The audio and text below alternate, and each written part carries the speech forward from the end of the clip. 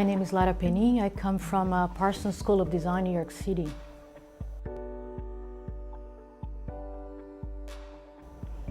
I think it's important to be here because there are a number of design leaders that were invited to be part of this event, and they are in a position of power. They can influence their respective schools and communities to take action towards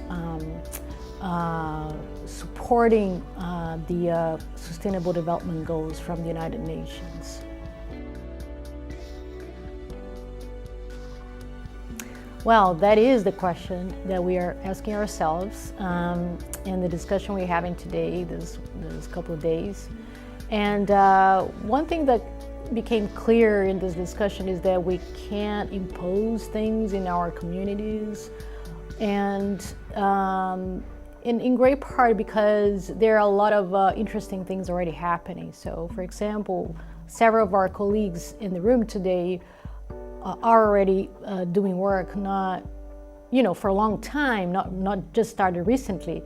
So one of the things we discussed is about how can we amplify the existing initiatives already taking place, and the other aspect is how can we work with the leadership of the design schools present here to support their faculty and their students to address or to refer back, to use the framework rather of the UN Sustainability Goals in their work in a more explicit manner. So I think that is the effort that is being made right now today. So I don't think we can talk about one, the most important sustainability goal. I think there, a lot of very smart people spend a lot of time agreeing on those 17 goals. I think, however, one thing we can consider is, depending on the context you're in, you're going to probably have consider one issue more important than another.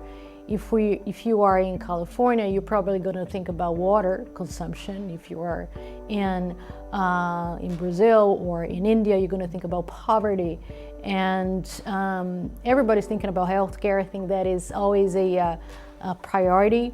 But I think there is a lot that goes into those goals that are directly connected with the contexts where people are, and and then how these issues are articulated in the concrete situations of this context, and what are the actors at play, what is at play, what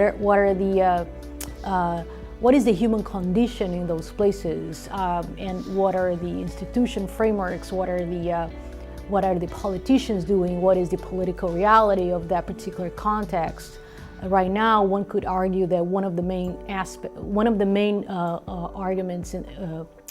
the main goals that one could tackle in the U.S., for example, is related to the environment, because there's a lot of setbacks that are happening right now with the Environmental Protection Agency. They are really very backwards in relation to these goals. So I think it all depends on the political realities each one of us are immersed in. It seems, however, that as a common ground for all of us is the fact that there seems to be quite an urgency related to all of these. And the urgency is also related to the polarization of the political values and beliefs happening around the world. So I think we have to be really careful not to let our societies roll back progress already made. And that seems to me one of the biggest threats we have today, right now, that we shouldn't be able to enforce and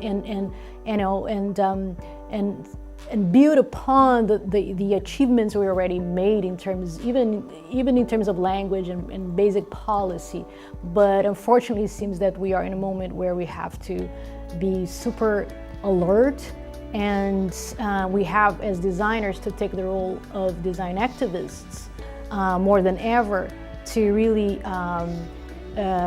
respond to the regressive politics in place, even though we might not, even in the in this room, agree what is regressive politics, but I think there are some common threats that appear across the board.